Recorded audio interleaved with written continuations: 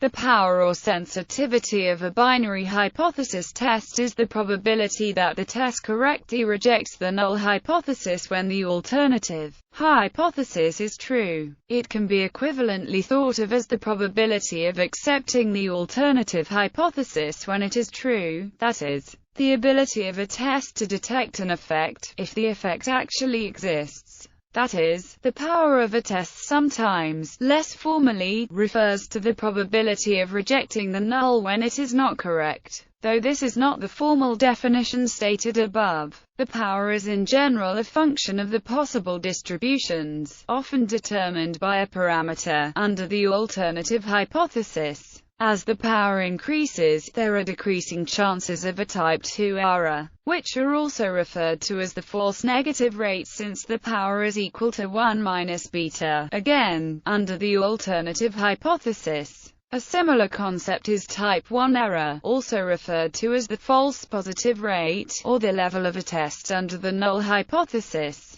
Power analysis can be used to calculate the minimum sample size required so that one can be reasonably likely to detect an effect of a given size. For example, how many times do I need to toss a coin to conclude it is rigged? Power analysis can also be used to calculate the minimum effect size that is likely to be detected in a study using a given sample size. In addition, the concept of power is used to make comparisons between different statistical testing procedures. For example, between a parametric and a non-parametric test of the same hypothesis. Background: statistical tests use data from samples to assess, or make inferences about, a statistical population. In the concrete setting of a two-sample comparison, the goal is to assess whether the mean values of some attribute obtained for individuals in two subpopulations differ. For example, to test the null hypothesis that the mean scores of men and women on a test do not differ, samples of men and women are drawn.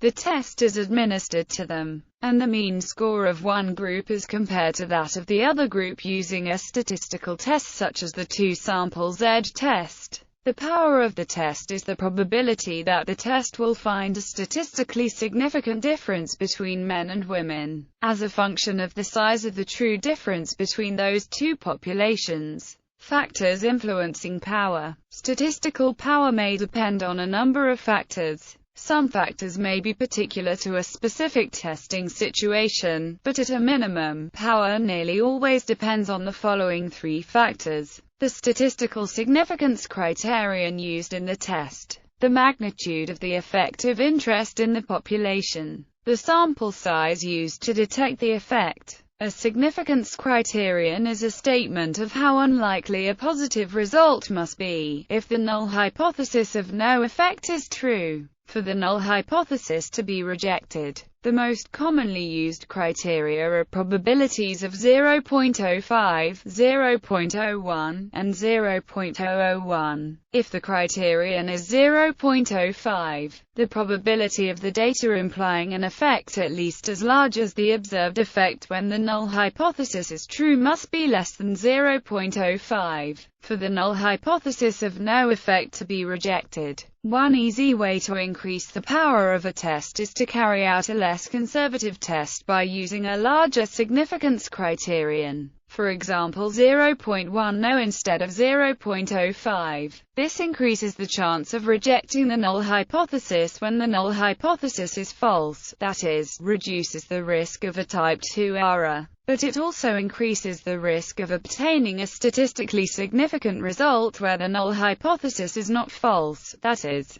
it increases the risk of a type 1 error. The magnitude of the effect of interest in the population can be quantified in terms of an effect size. Where there is greater power to detect larger effects, an effect size can be a direct estimate of the quantity of interest, or it can be a standardized measure that also accounts for the variability in the population. For example, in an analysis comparing outcomes in a treated and control population, the difference of outcome means y minus x would be a direct measure of the effect size. whereas sigma, where sigma is the common standard deviation of the outcomes in the treated and control groups, would be a standardized effect size. If constructed appropriately, a standardized effect size, along with the sample size, will completely determine the power. An unstandardized effect size will rarely be sufficient to determine the power, as it does not contain information about the variability in the measurements. The sample size determines the amount of sampling error inherent in a test result. Other things being equal, effects are harder to detect in smaller samples.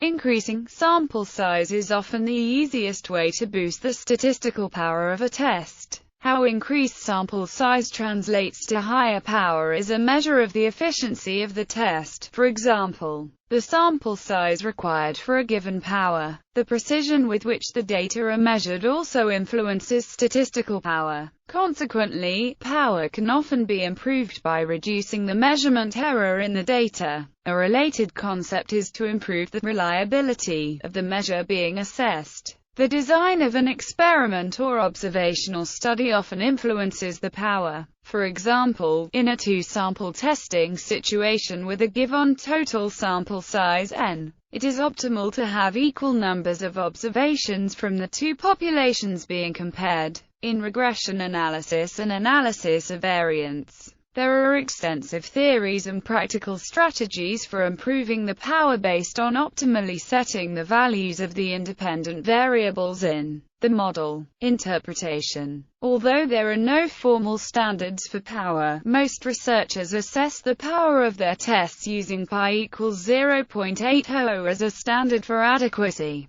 This convention implies a 4-to-1 trade-off between beta risk and alpha risk. However, there will be times when this 4-to-1 weighting is inappropriate. In medicine, for example, tests are often designed in such a way that no false negatives will be produced. But this inevitably raises the risk of obtaining a false positive. The rationale is that it is better to tell a healthy patient, "We may have found something, let's test further," than to tell a diseased patient, "All is well." Power analysis is appropriate when the concern is with the correct rejection, or not, of a null hypothesis. In many contexts, the issue is less about determining if there is or is not a difference, but rather with getting a more refined estimate of the population effect size. For example, if we were expecting a population correlation between intelligence and job performance of around 0.50, a sample size of 20 will give us approximately 80% power to reject the null hypothesis of zero correlation. However, in doing this study we are probably more interested in knowing whether the correlation is 0.30 or 0.60 or 0.50. In this context we would need a much larger sample size in order to reduce the confidence interval of our estimate to a range that is acceptable for our purposes. Techniques similar to those employed in a traditional power analysis can be used to determine the sample size required for the width of a confidence interval to be less than a given value. Many statistical analyses involve the estimation of several unknown quantities. In simple cases, all but one of these quantities is a nuisance parameter. In this setting, the only relevant power pertains to the single quantity that will undergo formal statistical inference. In some settings, particularly if the goals are more exploratory, there may be a number of quantities of interest in the analysis. For example, in a multiple regression analysis we may include several covariates of potential interest. In situations such as this where several hypotheses are under consideration, it is common that the powers associated with the different hypotheses differ. For instance, in multiple regression analysis, the power for detecting an effect of a given size is related to the variance of the covariate. Since different covariates will have different variances, their powers will differ as well. Any statistical analysis involving multiple hypotheses is subject to inflation of the type 1 error rate if appropriate measures are not taken. Such measures typically involve applying a higher threshold of stringency to reject a hypothesis in order to compensate for the multiple comparisons being made. In this situation, the power analysis should reflect the multiple testing approach to be used. Thus, for example, a given study may be well powered to detect a certain effect size when only one test is to be made, but the same effect size may have much lower power if several tests are to be performed. It is also important to consider the statistical power of a hypothesis test when interpreting its results. A test power is the probability of correctly rejecting the null hypothesis when it is false. A test power is influenced by the choice of significance level for the test, the size of the effect being measured, and the amount of data available. A hypothesis test may fail to reject the null. For example, if a true difference exists between two populations being compared by a t-test but the effect is small and the sample size is too small to distinguish the effect from random chance. Many clinical trials, for instance, have low statistical power to detect differences in adverse effects of treatments. Since such effects may be rare and the number of affected patients small. A priori versus post hoc analysis. Power analysis can either be done before or after data are collected. A priori power analysis is conducted prior to the research study, and is typically used in estimating sufficient sample sizes to achieve adequate power. Post hoc power analysis is conducted after a study has been completed, and uses the obtained sample size and effect size to determine what the power was in the study, assuming the effect size in the sample is equal to the effect size in the population. Whereas the utility of prospective power analysis in experimental design is universally accepted, the usefulness of retrospective techniques is controversial. Falling for the temptation to use the statistical analysis of the collected data to estimate the power will result in uninformative and misleading values.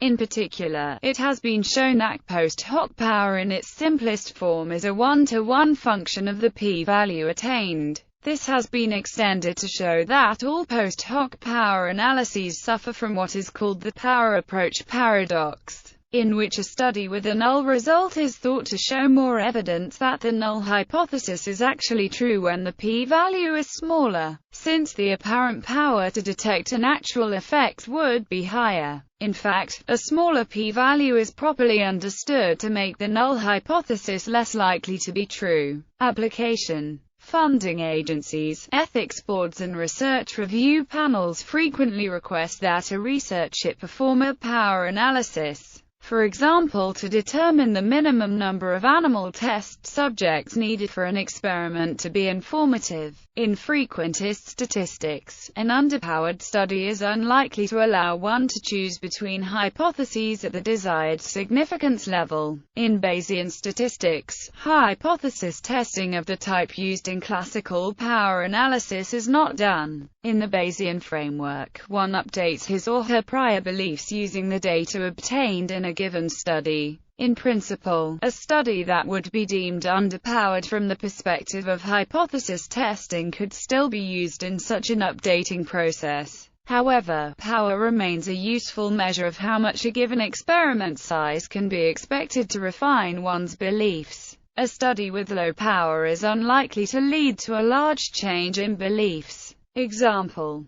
The following is an example that shows how to compute power for a randomized experiment. Suppose the goal of an experiment is to study the effect of a treatment on some quantity, and compare research subjects by measuring the quantity before and after the treatment, analyzing the data using a paired t-test. Let N denote the pre-treatment and post-treatment measures on subject I respectively. The possible effect of the treatment should be visible in the differences, which are assumed to be independently distributed, all with the same expected value and variance. The effect of the treatment can be analyzed using a one-sided t-test. The null hypothesis of no effect will be that the mean difference will be zero, i.e., in this case, the alternative hypothesis states a positive effect, corresponding to the test statistic is, where n is the sample size, and is the standard error. The distribution of the test statistic under the null hypothesis follows a student t-distribution.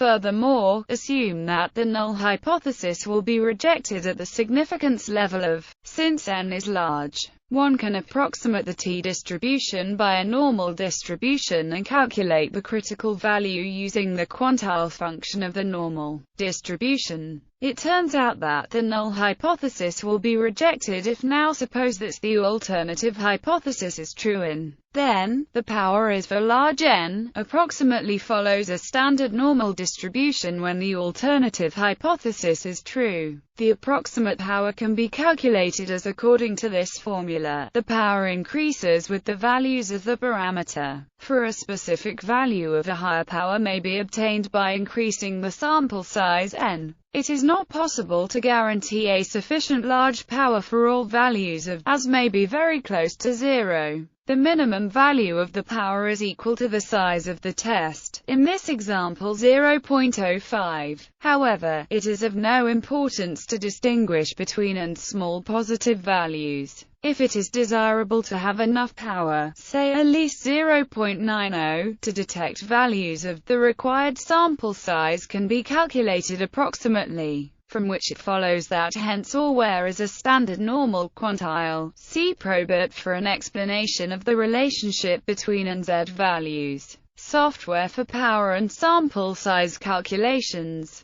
Numerous programs are available for performing power and sample size calculations. These include commercial software and Query Advisor, Parse sample size software, Shash power and sample size, Stata, and free software PS, Ruslent's power and sample size page, G*Power, Web Power, free online statistical power analysis. A free online calculator that displays the formulas and assumptions behind the calculations is available at powerandsamplesize.com. Our package PWR. Extension. Bayesian power in frequentist setting. Parameter is assumed to have a specific value which is unlikely to be true. This issue can be addressed by assuming the parameter has a distribution. The resulted power is sometimes referred to as Bayesian power, which is commonly used in clinical trial design. Predictive probability of success. Both frequentist power and Bayesian power uses statistical significance as success criteria. However, statistical significance is often not enough to define success. To address this issue, the power concept can be extended to the concept of predictive probability of success. The success criteria for PPOS is not restricted to statistical significance and is commonly used in clinical trial designs.